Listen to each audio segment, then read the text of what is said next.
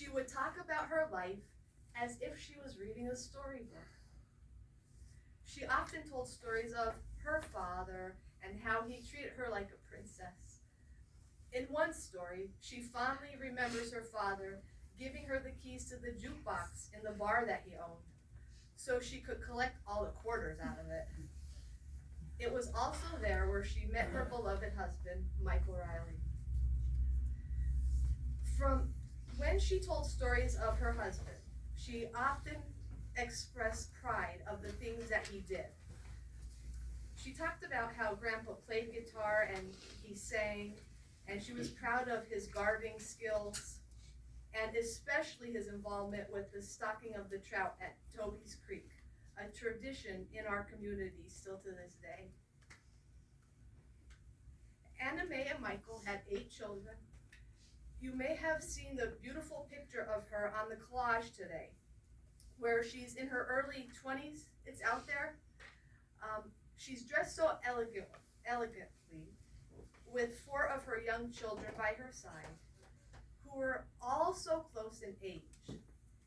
And when I look at that picture, I think about the challenges of raising children, and I'm amazed at how I never heard her complain. She was truly happy about being a mom and making the best out of every moment, and she really loved her children, and she eventually had 21 grandchildren and 21, ironically, great-grandchildren. I know. And she often expressed how much she loved each and every one of us, how grateful she was that she was never alone. And we all flocked to her, Grandma Reilly. Even all the neighborhood kids called her Grandma Reilly. Yeah. They did, because they loved her too. She always mentioned how happy she was to have a big family.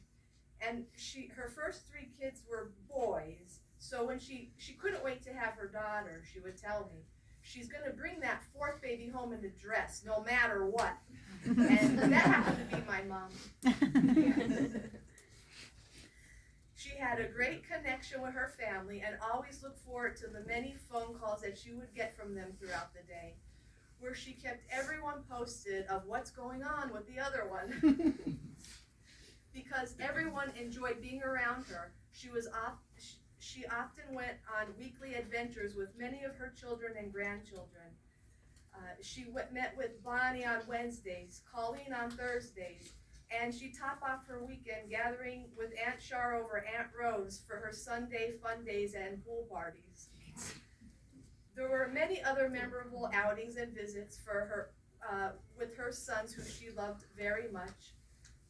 And I'm sure we would all agree that any of the times we spent with Grandma Reilly were truly awesome, out of this world, and there were times like no other. For example, the time where she went with Jamie and she had jelly in her hair because she ran out of hair gel. There was another time, she told me, where she had her young sons and they were in the pantry and they ripped off all the labels from the canned foods, and she told them, you're going to eat whatever I open throughout the week. And another time where she moved, there was an apartment that became open that she really wanted, and Grandpa was at home. So when it became available, she took everything, all the furniture, carried it down the street, and left Grandpa a note. We moved to 29 Mill Street. And then the time when she accidentally drank bleach. She took a sip because she forgot that it was soaking in her coffee cup. But then the kicker is, in true anime style, she took another sip just to make sure she knew what it was. And lastly, although we do have fond memories of Grandma making fudge and cinnamon buns, Grandma often told stories of her kitchen mishaps.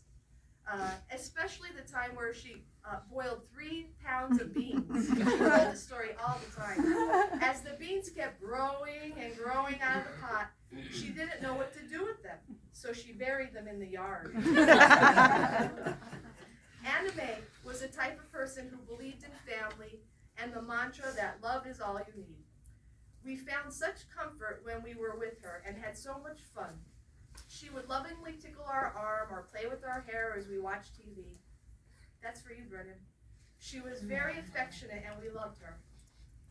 There were many sleepovers, going on long walks to the West Side Mall, running through sprinklers at Public Park, lunches with Aunt Bonnie at Top Dog, tons of car rides where we built out our favorite music to the old songs to the oldies. Another thing that amazed me about her is she did all that she did without ever having one single alcoholic beverage in her entire life. So she loved so many things and was such a talented interior decorator who created a beautiful home, always making improvements to the outside that looked so beautiful that matched her inside.